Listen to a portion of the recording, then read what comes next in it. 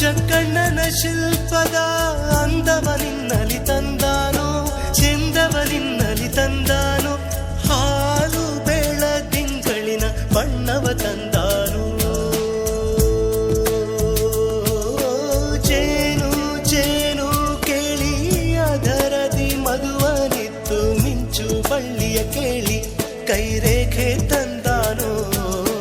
ಮುಂಗಾರು ತರುವ ಮೋಡ ಸಹ್ಯಾದ್ರಿ ದಾಟಿ ಬರುತ್ತ ತಂದ ಮುತ್ತು ಮುತ್ತು ಹನಿಯೇ ನಿನ್ನಯ ನಗುವಾಯ್ತು. ಏಕೋ ಹೆಣ್ಣೆ ಮನ್ಸು ಕಲ್ಲಲ್ಲಿ ಮಾಡಿಬಿಟ್ಟೆ.